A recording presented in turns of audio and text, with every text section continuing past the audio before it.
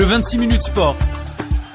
Score, Résultats, analyse, interview, Afrique, monde. l'information au centre de l'événement Un rendez-vous hebdomadaire. pour développer l'actualité sportive africaine. 26 minutes sport. 26 minutes sport Le sport dans tous ses états. sur Ifriqiya FM. Sur Ifriqiya FM.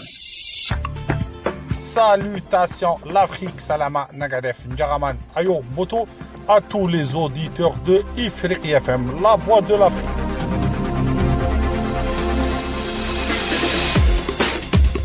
Mes sœurs et frères, vous êtes les bienvenus à Ifriqiya FM, Ifriqiya FM, la voix de l'Afrique, faite par des Africains, pour les Africains. 26 minutes sport chaque lundi sur Ifriqiya FM. Football, basketball, handball, lutte traditionnelle, gymnastique, boxe et tous les sports qui touchent l'Afrique. Ce lundi, nous avons le plaisir de parler une autre fois de football avec nos panels d'experts qui analyseront les derniers jours de qualification de la Coupe d'Afrique 2025. La Côte d'Ivoire à l'honneur, pays qui a gagné la dernière CAN, le Burkina et bien sûr l'Égypte, le pays le plus titré dans notre cher continent. La Côte d'Ivoire, comme on a dit, la Côte d'Ivoire à l'honneur. On salue Emers Faye, Diawara, l'entraîneur adjoint et notre ami l'Algérien Michael Fabre Belkacem qui est devenu sélectionneur chargé des gardiens de but des éléphants de Côte d'Ivoire. On va avoir avec nous Jean Tanguy. Jean Tanguy est expert du football ivoirien, l'organisateur du Salon africain de football et expert international. On va l'avoir avec nous pour parler de cette sélection de Côte d'Ivoire. Bonjour Jean, ton analyse sur les derniers matchs des éléphants de la Côte d'Ivoire? Oui, bonjour Walid, bonjour à tous les auditeurs de Africa FM. Effectivement, la Côte d'Ivoire a enchaîné deux performances sanctionnées par deux victoires qui nous permettent de faire 6 points sur 6 après 2 journées éliminatoires pour la CAN au Maroc. Je crois que nous sommes dans une bonne dynamique depuis la Coupe d'Afrique des Nations, avec tout le capital confiance engrangé, avec les joueurs de qualité que nous avons. Je crois que l'équipe de Côte d'Ivoire, en tout cas, est sur une très bonne lancée et nous en sommes très fiers. On aimerait bien savoir comment, on va dire, l'image que cette sélection a dégagée. Alors, il faut savoir que la Côte d'Ivoire est en train d'asseoir son équipe et surtout son fond de jeu après la CAN et le sélectionneur Emers Faye qui a pris les rênes de l'équipe en cours de compétition lors de la dernière CAN est en train maintenant justement de mettre des idées en place. On sent qu'avec son adjoint Guy Demel, il y a un système de jeu, il y a des idées, il y a une vision qu'ils essaient d'inculquer, mais ça prend du temps naturellement et je crois que avec les jeunes joueurs qu'on a, il faudrait qu'on soit un peu plus décisif dans les 30 derniers mètres, dans le dernier geste face au gardien de but adverse et c'est là que je crois qu'il y a encore une marge de progression en termes de travail à faire. Pour toi, l'expert, quel a été le joueur le plus en vue de cette sélection? Sur l'ensemble de ces 2 matchs, naturellement, Jean-Philippe Crasso qui a inscrit 3 buts sur l'ensemble de ces 2 matchs a été vraiment celui qui a permis à la Côte d'Ivoire d'avoir ces 2 victoires et qui s'est le plus illustré. Voilà, donc la concurrence est saine. C'est un joueur qui apporte beaucoup à l'équipe nationale. Je pense qu'il a été en tout cas décisif sur ces phases éliminatoires. Aussi, on aimerait bien savoir l'analyse globale de ces éliminatoires pour la CAN 2025. Les éliminatoires de cette CAN 2025, comme on le constate, sont le reflet déjà de ce que pourra être cette CAN. Je crois que les différentes poules en termes de qualification sont très animées.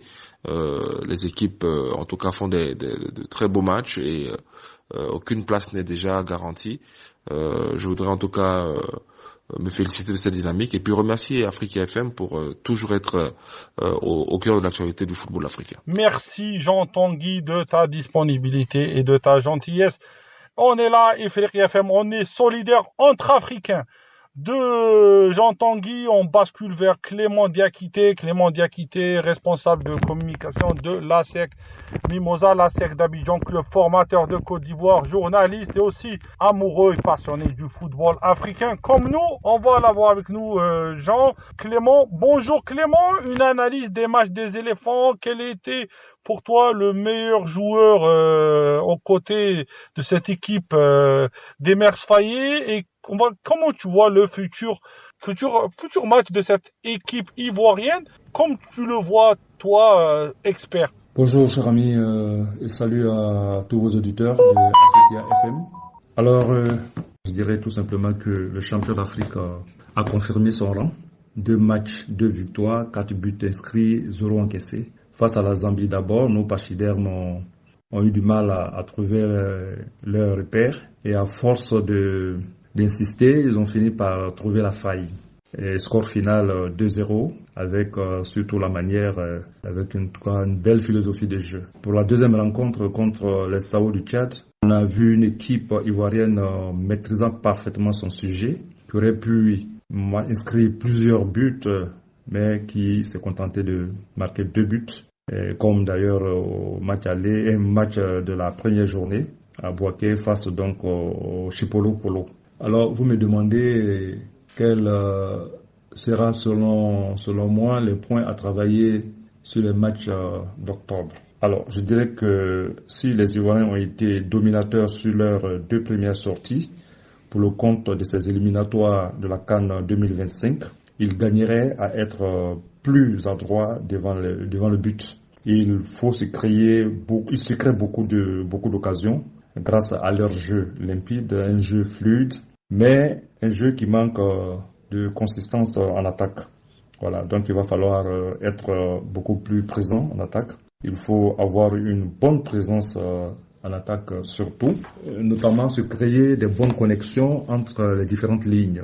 Les joueurs offensifs doivent surtout mieux apprendre à se connaître et à créer, n'est-ce pas, une belle complicité entre eux, de sorte à faciliter leur match, parce que ça pourrait leur créer pas mal de problèmes s'ils tombent sur des équipes au calibre un peu plus élevé, et ça va être un peu plus difficile. Voilà un peu les points selon moi à améliorer avant donc les matchs d'octobre. Alors, quel a été le joueur le plus en vue? Alors, clairement, pour moi, Jean-Philippe Crasso, le sociétaire de Paris FC, auteur de 3 buts sur les 4 inscrits par les éléphants, a marqué des points. Ça, on peut le dire. Un autre joueur qui a crevé l'écran au cours donc de ce rassemblement est le Havrais Christophe Opéry, qui, sur son côté gauche, a su se faire respecter. Et il a montré que c'est un joueur aujourd'hui à 27 ans qui atteint la maturité. Il a joué avec beaucoup d'assurance, beaucoup d'aisance. Il a donc mis ses partenaires en confiance. En tout cas, un match sans faute pour ce garçon. Mais pour tout vous dire, il faut dire que la Côte d'Ivoire regorge actuellement beaucoup de joueurs, beaucoup de jeunes joueurs. Adengra, on l'a vu. Il a fait un très beau match, 2 matchs. C'est vrai qu'il a été sorti sur l'ensemble de 2 matchs, mais dans l'ensemble, il a fait un très beau match. Donc vous avez Simon Adengra, vous avez Béni Traoré, Mao Dorgelès, Amad Diallo, qui également aussi montre, de par leur jeunesse, que la Côte d'Ivoire a de belles ressources qui, en tout cas, nous démontrent que la relève est assurée. Voilà un peu ce que je peux dire dans l'ensemble. Sinon, pour tous les joueurs présents, en tout cas, pendant donc ce regroupement, ont tiré les épingles du jeu. Chacun a pu donner ce qu'il pouvait pour que la Côte d'Ivoire puisse, en tout cas, surtout marquer son territoire dès l'entame donc de ces éliminatoires de la CAN 2025 qui se jouera au Maroc. Merci. Merci Clément Diakité, merci à tous les frères et sœurs de Côte d'Ivoire. On terminera cette page spéciale Côte d'Ivoire et éléphants avec une sœur ivoirienne, Elisabeth Goli, journaliste et présidente de l'Union des femmes africaines reporters. Bonjour chère Elisabeth. Bonjour Walid, bonjour amis auditeurs de la radio Ifriqiya. Je suis Elisabeth Goli, journaliste reporter sportive. ivoirienne, présidente de l'Union des femmes reporters sportives d'Afrique. On aimerait bien savoir, Elisabeth, comment tu as vu les 2 matchs des éléphants sur les qualifications de cette CAN 2025. Cette équipe a produit du beau jeu. Après, c'était une équipe qui était vraiment attendue et elle a répondu présente sur ces 2 rencontres qu'elle a gagnées par le même score 2-0 et surtout, cette équipe a fait très belle impression. Parce que après tout ce temps de repos, après la CAN et autres, la reprise dans les différents championnats et autres, revenir et battre d'abord d'entrée de jeu cette équipe lors de la première journée, cette équipe de la Zambie qui l'année dernière avait fait très mal à la Côte d'Ivoire en lui infligeant 3-0 à domicile. Donc je pense que la Côte d'Ivoire a fait un très beau match. Il y a peut-être des choses sur lesquelles ça n'a pas marché, mais il faut dire que le plus important dans une rencontre sportive, c'est la victoire. Donc, si les 3 points ont été pris par la Côte d'Ivoire, je crois que c'est des 3 points lors de la première journée, en plus 3 autres points lors de la deuxième, du match suivant. Donc, je pense que ça augure des lendemains meilleurs pour cette équipe de la Côte d'Ivoire. Et il n'y a pas grand-chose à leur reprocher. Le plus important, c'est vrai qu'il faut tenir compte de la beauté, de la justesse des gestes et autres, de la beauté du jeu que chaque équipe produit. Mais le plus important, comme le disent chaque fois les dirigeants, comme le disent les sélectionneurs et autres, c'est de prendre les 3 buts, 3 points sans en encaisser. Et je crois que c'est ce que la Côte d'Ivoire a fait en prenant 3 points à chaque rencontre sans en prendre. Et aussi, les points à travailler selon toi, Elisabeth? On ne change pas une équipe qui gagne. Donc les points sur lesquels il faudrait travailler, c'est surtout peut-être la défense, parce que c'est vrai que la Côte d'Ivoire a remporté les 2 rencontres sur le même score 2-0, 2-0 sur les deux rencontres.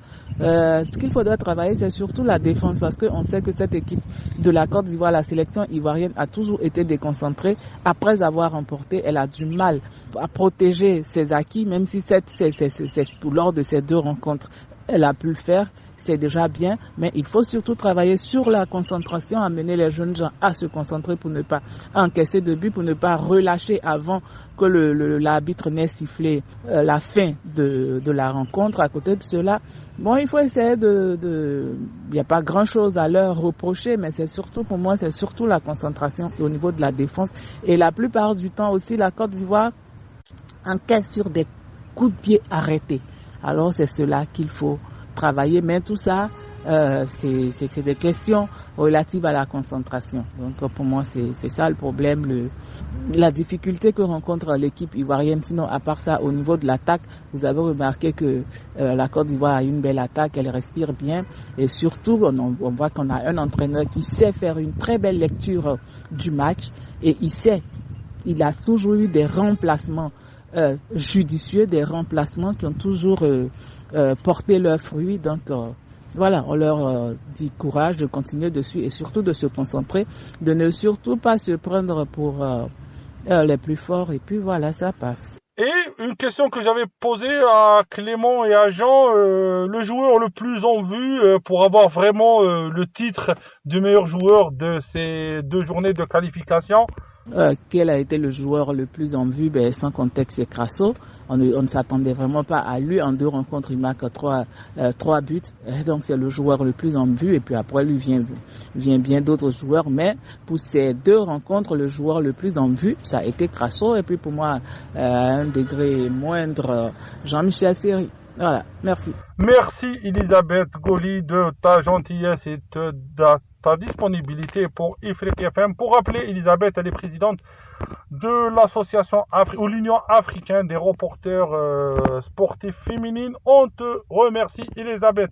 Direction un pays voisin de la Côte d'Ivoire. Dans le nord de la Côte d'Ivoire, il y a le Burkina Faso. Le Burkina Faso, pays très cher à nous. On salue nos amis là-bas. On salue les Ouattara qu'on connaît. On salue aussi Bamako, Habib Bamougo, un de nos fidèles auditeurs. On salue tout le monde au Burkina. On va avec nous Dominique Blam de Radio Burkina. Bonjour Dominique, une analyse des matchs des éléphants. Quel est le joueur qui a été le plus en vue selon toi et comment tu vois l'avenir de cette sélection et qui est-ce qu'il faut travailler au niveau de cette sélection?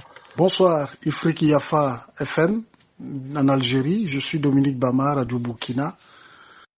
Écoutez, sur les deux premiers matchs des étalons dans ces éliminatoires de la CAN Maroc 2025, je voudrais déjà dire que prendre 4 points sur 6, surtout un point contre le Sénégal, ce n'est pas mauvais. Ce n'est pas mauvais forcément pour les étalons du Burkina Faso, surtout qu'on ne vendait pas la peau chère de ces joueurs-là contre le Sénégal. Le Sénégal qui, on le sait, a un très bon niveau de jeu, même si sur les derniers matchs des Lions, on a senti que il y avait que ça s'était effrité quelque peu. Donc 4 points sur 6, c'est déjà bien. Les étalons n'ont pas perdu de match, ils sont dans la dynamique donc d'aller prendre le maximum de points possible pour être présents à la prochaine Coupe d'Afrique des Nations. C'est à saluer. Mais tout n'est pas rose, tout n'est pas parfait quand on regarde le jeu des étalons, surtout sur le plan défensif. On voit aisément que les étalons souffrent en défense. Quelqu'un comme Edmond Tapsoba fait tout, il met son expérience en jeu pour pouvoir donc permettre à ses coéquipiers de tenir la dragée haute face aux adversaires que nous avons rencontrés. Mais il faut craindre déjà que les corrections ne puissent pas venir tout de suite parce que déjà en octobre, il y a la double confrontation contre le Burundi. Le Burundi qui est troisième de poule avec 3 points, qu'il va falloir aller disputer en 2 matchs, le 11 et le 15 octobre. On imagine amplement que le Burundi, qui est troisième de poule, attend vraiment les étalons pour essayer de prendre des points pour se relancer dans cette poule, parce que le Burundi croit encore en ses chances de qualification. Et ça sera difficile contre le Burundi, il faut l'admettre, ça sera très compliqué. Et donc le sélectionneur Brahma Traoré des étalons doit pouvoir mettre très rapidement les bouchées doubles. C'est vrai qu'il n'a pas les joueurs à disposition très tôt pour pouvoir travailler. Il doit pouvoir tout de suite, dès qu'il les aura, mettre de la bonne stratégie en place pour permettre aux joueurs de retrouver une certaine harmonie, surtout en défense. De la complicité pour pouvoir permettre bien sûr au bastion défensif de tenir vraiment face au Burundi. Il y a l'entrejeu aussi où Sacha Bansé, qui est un joueur qui a pleinement sa place, c'est le métronome du milieu de terrain. Dans cet entrejeu-là, il va falloir trouver les combinaisons les bonnes pour pouvoir permettre au milieu de terrain burkinabé de pouvoir tenir face aux prochains adversaires des étalons parce que ça va aller un peu plus difficilement pour non seulement le Burundi mais aussi le Burkina. C'est deux pays qui savent que la qualification se joue peut-être à 50 voire 60% lors des 2 prochaines sorties. Parce que là, les adversaires ont eu le temps de se jauger pour les 2 premières journées. Chacun a peut-être vu son adversaire. Maintenant, il va falloir aller véritablement tenter le coup de pouvoir prendre le maximum de points pour se rapprocher donc du seuil qualificatif. C'est très important. Mais sur ces 2 premières sorties, moi, le joueur qui m'a vraiment marqué, je dirais que c'est Edmond Tapsoba, mais aussi Sacha Bansé. Sacha Bansé dans le milieu de terrain qui vraiment a pris des galons. On a vu que lorsqu'il est sorti contre le Malawi, la défense burkinabé, le milieu de terrain a quelque peu failli. La défense a subi, ce qui a permis même au Malawi de pouvoir donc inscrire un but en toute fin de match. Donc dans l'ensemble, c'est bon pour les étalons, mais c'est pas fini, il faut continuer de travailler, c'est très important en vue de permettre bien sûr aux 11 étalons de pouvoir se rapprocher du seuil qualificatif pour Maroc 2025. Merci Dominique pour vous rappeler, un fidèle auditeur et un ami à Ifriki FM et aux émissions sportives. Il travaille pour Radio Burkina. On va avoir un autre avis parce que je veux que mes auditeurs et mes sœurs et frères en Afrique ont cette analyse globale de cette équipe du Burkina. Un deuxième avis, alors il est primordial et important.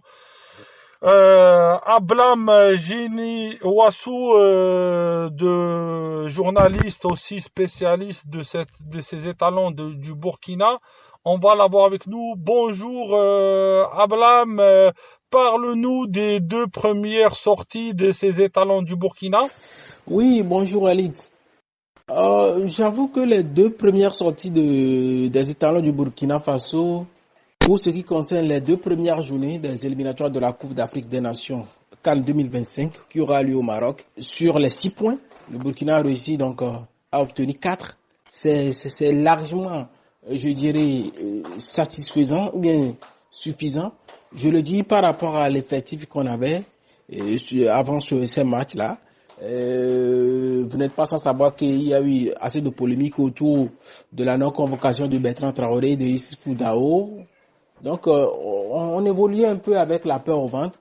Mais il faut le dire également que le Burkina, c'est un pays où il y a assez d'académies, il y a assez de jeunes qui sortent de ces académies je dirais chaque année ou bien chaque saison. Donc, c'est ça qui a véritablement aidé le Burkina d'abord à faire un très bon score à l'aller. Et autant pour moi, lors de la première journée, face au Sénégal à Dakar, ils ont réussi donc grâce à un but égalisateur d'Osseni Bouda dans les ultimes dernières minutes de la rencontre, dans le temps additionnel de la rencontre, à obtenir le nul. Revenu donc à Bamako, où le Burkina a reçu le Malawi pour le compte de la deuxième journée. Et sur ce match, le Burkina a fini fort, 3-1, face au Malawi, ce qui fait au total 4 points. Maintenant, je dirais que il y a eu des points positifs et il y a eu également des points négatifs. Ça, il faut le dire sur ce match-là. Disons même sur ces 2 sorties. Selon toi, quels sont les points négatifs ou les points à travailler? Les points qu'il faut véritablement travailler, ou bien je dirais les points négatifs, c'est surtout la défense. Une défense qui s'oublie sur la fin de match ou bien en début de match. Face au Sénégal, c'était le contraire, c'est-à-dire face au Sénégal, la défense n'était pas concentrée dès les premières minutes.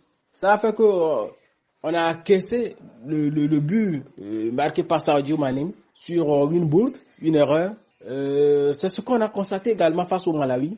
Et mais là, c'est ce que je disais, c'est un phénomène contraire. C'est sur la fin de match ici qu'on a constaté que David Diga, qui n'était pas trop également concentré vers la fin de match, a laissé filer un but, je dirais, pratiquement cadeau. Parce que quand ça arrive comme ça, le gardien, il n'y a pas eu de communication entre vous. Le gardien va directement en pâture ou bien ne se retrouve pas. Et c'est facile à encaisser. Donc c'est ce qui est arrivé. Donc premièrement c'est la défense. Mais il faut le dire également, compartiment par compartiment, on n'a pas encore la clé en réalité.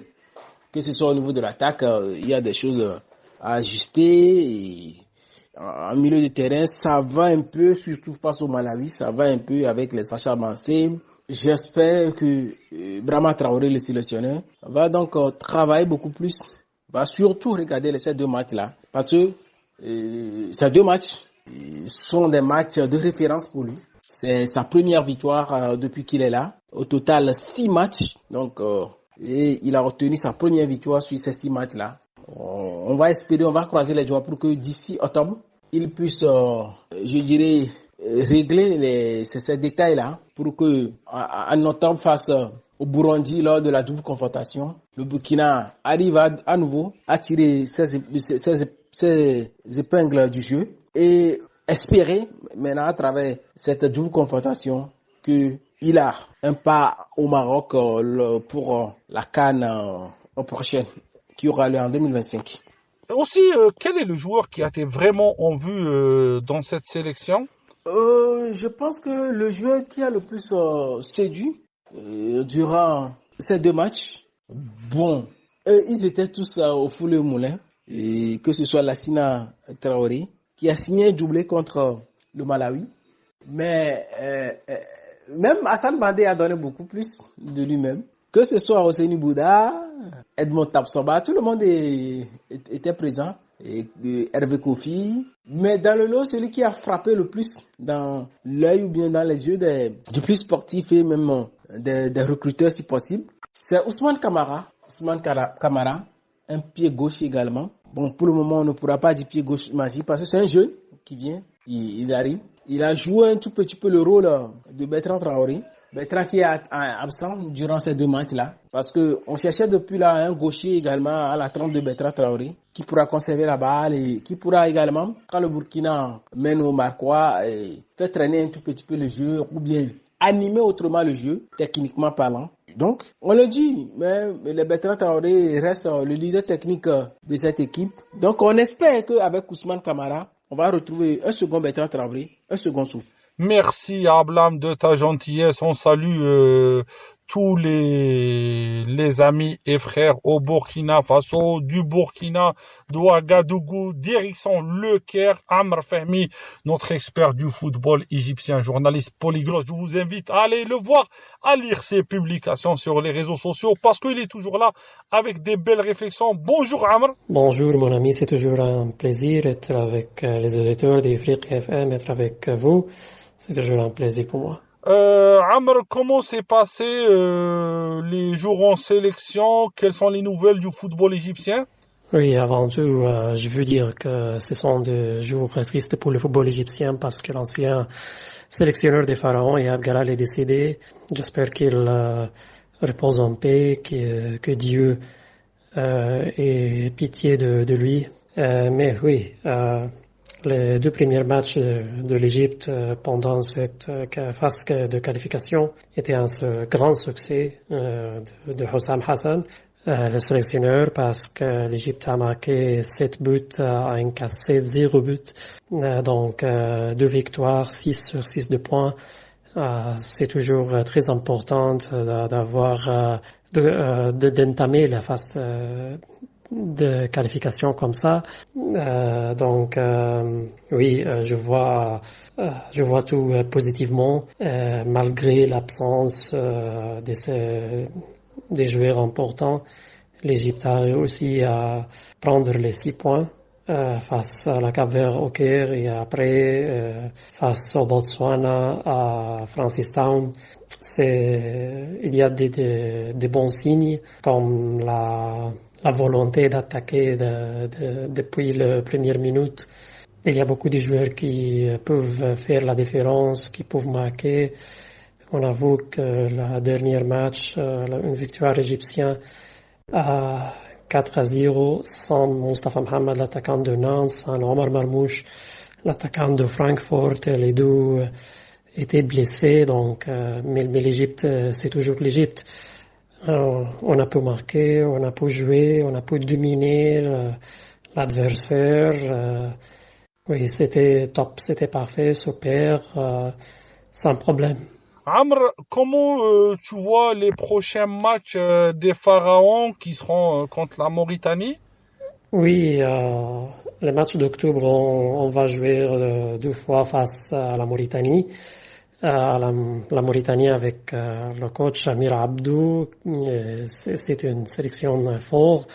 On a vu ce qu'ils ont fait pendant la CAN en Côte d'Ivoire. Le Morabitoun, ils ont éliminé l'Algérie. Donc ça sera très compliqué pour l'Égypte parce que les Morabitoun savent bien comment jouer face à une équipe de l'Afrique du Nord, soit l'Algérie, soit la Tunisie, soit l'Égypte. Mais je pense que la confiance que l'Égypte a maintenant va aider beaucoup à Hossam Hassan et le joueur pour prendre les points nécessaires pour s'y qualifier à la CAN. Mais pour moi, il faut travailler un peu avec la défense parce que oui, l'Égypte n'a pas encaissé aucun but jusqu'à maintenant, mais il y avait des points faibles en défense. Donc je pense qu'après le retour de Mohamed Abdelmenahem en octobre, les choses vont s'améliorer. Merci Amr Fahmi de ta gentillesse et de ta disponibilité pour Ifriqiya FM. Merci, c'est toujours un plaisir d'être avec vous, mon frère, d'être avec les auditeurs de Ifriqiya FM. À la prochaine, Inch'Allah. On arrive à la fin de l'émission. Merci à tous d'avoir écouté Ifriqiya FM et son émission 26 minutes pro. Chers auditeurs et chères auditrices, on vous invite à réécouter l'émission si vous voulez. L'émission elle est disponible en podcast, en replay via notre application téléchargeable sur les plateformes de téléchargement. Aussi sur YouTube, vous pouvez réécouter l'émission en podcast et en replay aussi. On est là, suivez-nous sur les réseaux sociaux. Bonne écoute de Ifriqiya FM et à la semaine prochaine pour d'autres émissions sportives sur Ifriqiya FM.